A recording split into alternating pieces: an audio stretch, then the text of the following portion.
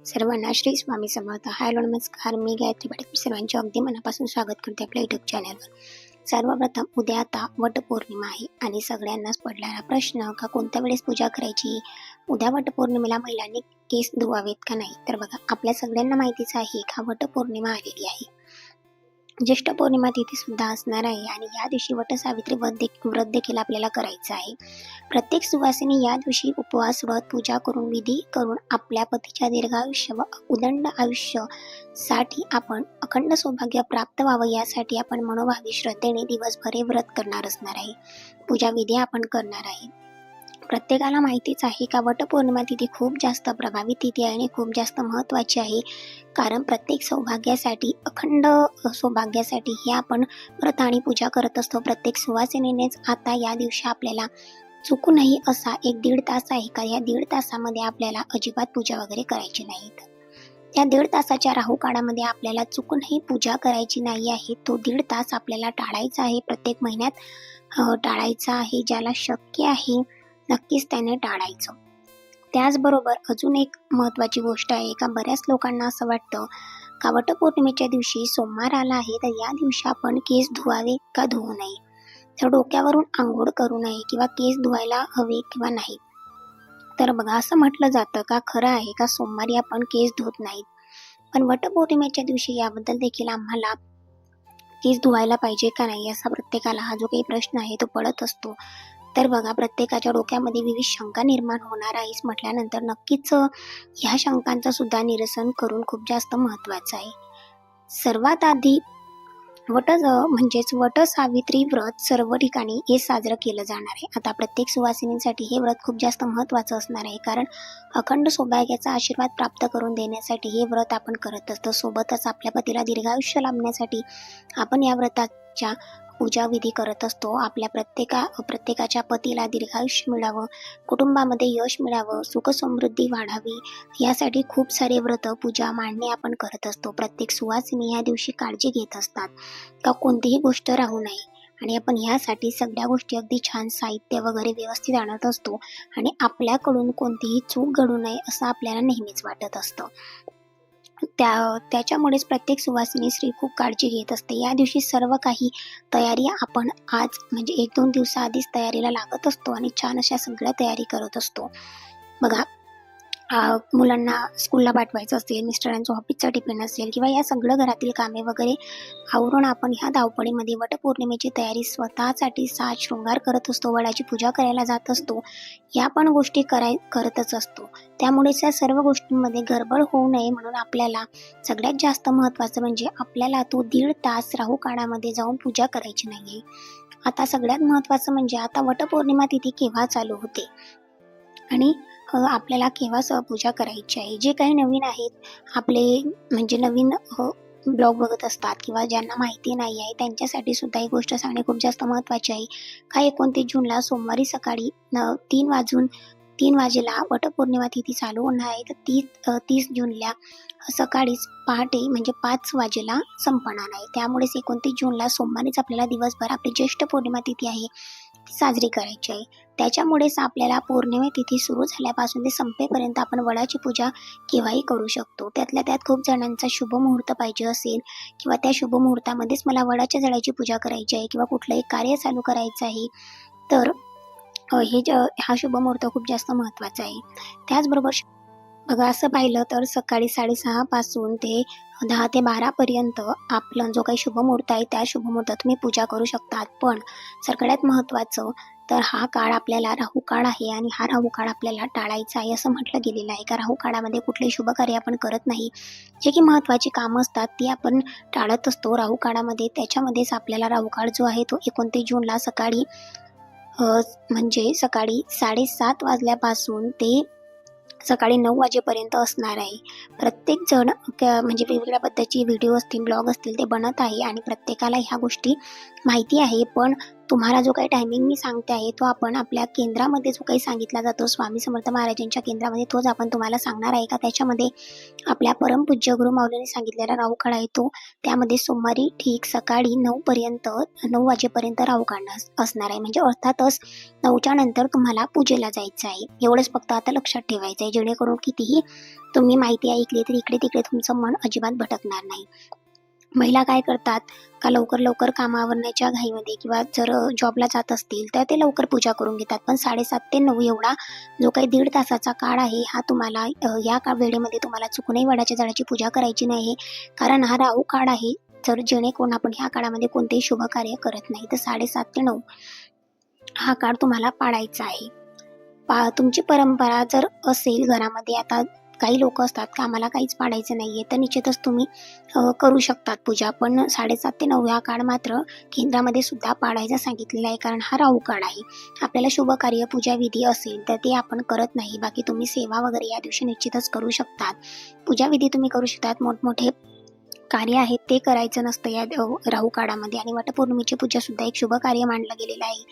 म्हणून तुम्ही 9 वाजेच्या नंतर निश्चितच जे काही तुमची पूजा वगैरे आहे किंवा ज्या छान छान गोष्टी आपल्याला दिवसभरात करायच्या आहेत त्या तुम्ही करू शकतात. खूप धावपळ असेल त्यांनी सकाळच्या टायमिंग म्हणजे 9च्या आधी तुम्ही 6:30 वाजेपासून सुद्धा पूजा वगैरे विधी करू शकतात. वडाच्या झाडाची पूजा करू शकतात. आपण वर्षातून एकदाच करतो, त्यामुळे ती पूजा एक घाई गडबडीमध्ये उरकण्याचं आहे किंवा करायचं आहे त्यासाठी करायची नाही, तर अगदी शांततेत सगळ्या पूजा विधी व्यवस्थित करायच्या, जेणेकरून वडाच्या झाडाची पूजा आपल्याला व्यवस्थित करायची. वडाच्या झाडाची आपणास कथा सुद्धा माहिती आहे का? सावित्रीने मनोभावे श्रद्धेने या भक्तीने यमाला संतुष्ट केलं होतं आणि वडाच्या झाडाखाली सत्य वानाचे प्राण परत आले होते. तिने त्या दिवसापासूनच मनोभावे श्रद्धेने वडाच्या झाडाची पूजा करायला सुरुवात केली होती.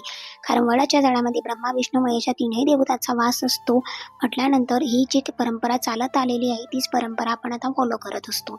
कुठलंही पारायण करा, कुठेही नामस्मरण करा, पण त्याच्यामध्ये गडबड करून काही होत नाही. तर आपल्याला जर शांततेत फळप्राप्ती हवी असेल तर आपल्याला पूजा विधी सुद्धा शांततेत करायची आहे, छान मन प्रसन्न करून. कारण आपण जितके मनाने छान आनंदी राहू, नटून ठटून जाऊ, पॉझिटिव्ह राहू, प्रसन्न राहू, तेवढी आपल्याकडे जी पॉझिटिव्हिटी आहे ती आकर्षण होणार आहे आणि निश्चितच आपलं मन अगदी सुद्धा छान प्रसन्न राहणार आहे. संध्याकाळी 7:30 वाजेपर्यंत जाऊन तुम्ही वडाच्या झाडाची दिवसभरात केव्हाही पूजा करू शकतात.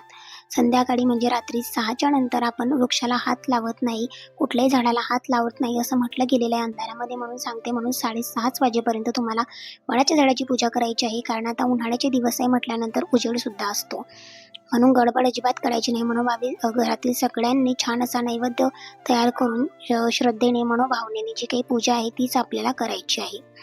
त्याचबरोबर पूजा केल्याच्या नंतर बघा, प्रत्येकाला पडणारा प्रश्न का वटपौर्णिमेच्या दिवशी केस धुवायचे का? कारण डोक्यावरून स्नान करायचं की नाही? खूप महिलांचा असा प्रश्न असतो का सोमवार आलेला आहे, कुठलेही शुभ कार्य घरामध्ये असतील तर कुठल्याही पूजाविधी घरामध्ये असेल तर आपण छान असं त्या दिवशी आवर्जून आपण केस धुत असतो, छान स्वच्छ अशी आंघोळ वगैरे करत असतो, व्रत करत असतो, सुशोभित होऊन आपण एखादी स्वतःची अंग स्वच्छता पूर्णपणे करत असतो, व्रतवैकल्य पारायण आपण करत असतो, पूजाविधी करत असतो. हे अतिशय उत्तम. डोक्यावरून जी काही घाण साचलेली असते, केस चिकट झालेले असतात, म्हणून आपण या दिवशी डोक्यावरून पाणी घेत असतो.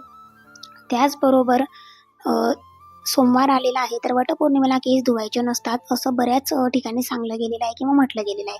मग डोक्यावरून सगळी ती घाण तशीच ठेवायची का? किंवा आपण तशाच हिच्यामध्ये मन प्रसन्न न करता जायचं का? तर अजिबात नाही. पूजाविधी करणे शुभ कार्य आहे म्हणून तुम्हाला शास्त्रानुसार एकच सांगायचं आहे का शुभविधी असेल, पूजाविधी असेल, वटपौर्णिमा असेल, कुठलंही व्रत असेल, तुमचं महिलांचं आवर्जून सकाळी उठून आधी स्वच्छता स्वतः करायची आहे, सुशोभित आंघोळ करायची आहे, केस तुम्हाला धुवायचे आहे. असा कुठलाही नियम नाही आहे का आपण केस धुवायचे नाही असं म्हटलं गेलेलं आहे का सोमवारी आपण केस धुत नाही. पण वटपौर्णिमा आहे म्हटल्यानंतर एवढं चालतं, तर तुम्ही ह्या दिवशी निश्चितच डोक्यावरून पाणी घेऊ शकतात. बरोबर. त्याचबरोबर सौभाग्यासाठीचा हा सण आहे, सुवासिनींसाठीचा सण आहे म्हटल्यानंतर सगळं काही छानच व्हायला हवं आणि तुम्ही ह्या दिवशी निश्चितच केस धुवू शकता, केस वॉश करू शकता, वडाच्या झाडाची पूजा करू शकता. असं कुठल्याही मनामध्ये शंका आणून आपण काही काम अर्धवट ठेवायचे नाहीये. तर मनोभावे श्रद्धा भक्ती महत्त्वाची आहे. चांगल्या विचाराने आपण मनाने जी काही पूजा आहे ती ह्या दिवशी करत असतो छान असा उपवास सुद्धा आपण ह्या दिवशी करणार आहे, जेणेकरून आपल्या पतीला दीर्घायुष्य प्राप्त होणार आहे. त्याचबरोबर आपण ह्या दिवशी आता हे सगळं तर करणारच आहोत, पण ह्या दिवशी तुम्ही कोणता एक मंत्र किंवा प्रार्थना तुम्हाला म्हणायची आहे का, जेणेकरून आपल्याला म्हणजे आपल्या पतीसाठी एक मंत्र म्हणायचा आहे. वडाची झाडाची पूजा करत असताना आपल्याला प्रार्थना सुद्धा म्हणायची आहे, आणि ती कोणती ती पण आता मी तुम्हाला सांगणारच आहे.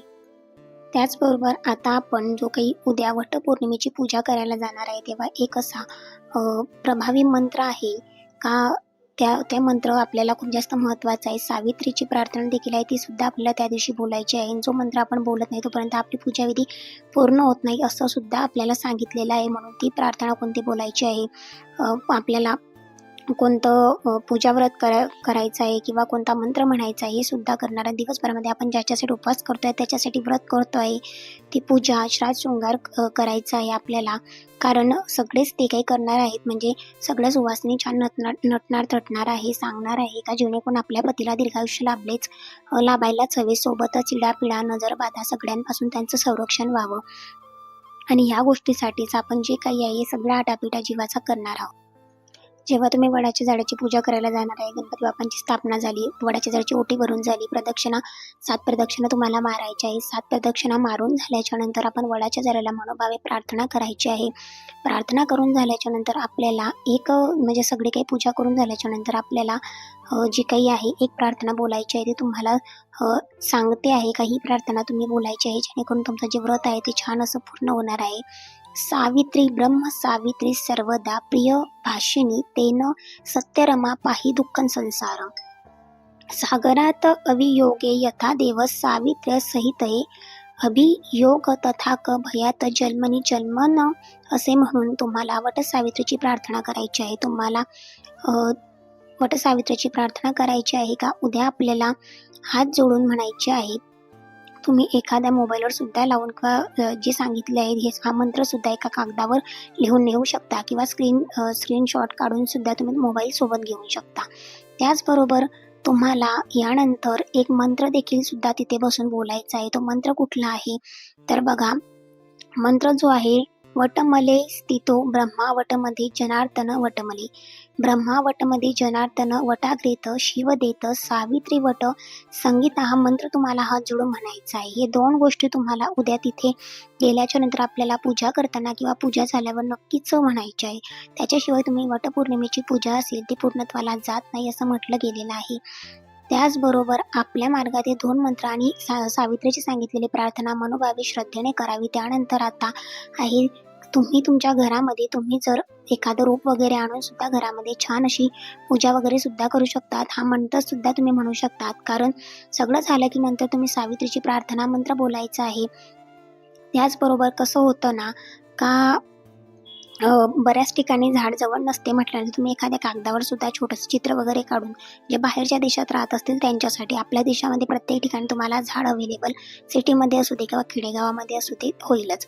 सगळ्यात महत्त्वाची गोष्ट म्हणजे उद्या आपण ज्यांच्यासाठी व्रत करतो आहे, आपण जे काही व्रत करतो, उपवास करतो आहे, वटसावित्री पौर्णिमेची पूजा करणार आहोतच, ते आपल्या पतीच्या दीर्घायुष्यात, आपल्या मिस्टरांना दीर्घायुष्य लागावं, आपल्याला अखंड सौभाग्य प्राप्त व्हावं, यासाठीच आपण जे काही आपल्या कामांमध्ये भरभरून यश मिळावं आपल्या पतीला, याच्यासाठी आपण पूजा अर्चा करत असतो. आता त्याचबरोबर ज्यांच्यासाठी हे व्रत किंवा पूजा करतो आहे, सेवा करतो आहे, तर उद्या काय करायचं आहे, सकाळी उठल्यावर जर मिस्टर थोडे उशिरा कामाला जाणार असतील किंवा लवकर जरी जाणार असतील, तर सर्वप्रथम आपण त्यांच्या आंघोळ वगैरे करून झाल्याच्या नंतर त्यांना पूर्व पश्चिम अशा प्रकारे देवासमोर किंवा देवाच्या शेजारी बसून पाटावर त्यांना बसवायचं आहे, त्यांचं औक्षण करायचं आहे. छान असे नवीन कपडे वगैरे घालून औक्षण वगैरे करून झाल्याच्या नंतर त्यांचा नमस्कार करायचा आहे, जेणेकरून आपण त्यांच्यासाठीच जे काही व्रत आहे ना ते करणार आहोत. तुम्ही फक्त सकाळी 7:30 ते 9 हा जो काही काळ आहे तो काळ तुम्हाला सोडून दिवसभरामध्ये तुम्ही केव्हाही दिवसभरामध्ये 7:30 ते 9 हा काळ राहू काळ आहे, तो सोडून तुम्ही दिवसभरात केव्हाही पूजा करू शकणार आहे. जेणेकरून राहू काळ सोडल्याच्या नंतर पूर्ण संध्याकाळी 6:30 वाजेपर्यंत तुम्हाला दिवसभर केव्हाही पूजा करता येते. आणि याला कोणतीही अट नाही आहे, फक्त राहू काळामध्ये कोणतीही पूजा केली जात नाही, म्हणून हा 1.5 तास तुम्हाला 7:30 ते 9 हा 1.5 तास पाळायचा आहे. जरी हा व्लॉग नाही तुम्ही शेअर केला तरी चालणार आहे, पण प्रत्येकाला 7:30 ते 9 हा काळ तुम्ही कॉलवर सुद्धा सांगू शकतात तुमच्या मैत्रिणी किंवा नातेवाईकांना की तुम्हाला म्हणजे राहुकाळ पाडायचा आहे. त्याचबरोबर आपल्या पतीचं हळद कुंकू अक्षदा लावून अष्टगंध लावून औक्षण करून झाल्याच्या नंतर आपल्या पती देवांवरून एक गोष्ट ओवाळून टाकायची आहे, ती म्हणजेच औषध अगदी तुम्हाला करून घ्यायचं आहे, पाया वगैरे पडून घ्यायच्या आहे. त्यानंतर काय करायचं आहे का आपल्याला दोन्ही हातांमध्ये थोडंसं मीठ घ्यायचं आहे, खडे मीठ घ्यायचं आहे. खडे मीठ असेल तर चालेल किंवा नसेल तर साधं मीठ सुद्धा घेऊ शकतात. आपल्याला आपल्या पतीवरून देवांवरून आपल्याला खडे मीठ जे काही आहे ते उतरवून तुम्हाला साईडला किंवा एखाद्या पाण्यामध्ये खडे मीठ टाकायचं आहे. 3 वेळेस तुम्हाला ही प्रक्रिया करायची आहे, जेणेकरून 3 वेळेस 7 वेळेस तुम्ही प्रक्रिया करायची आहे. डोक्यावरून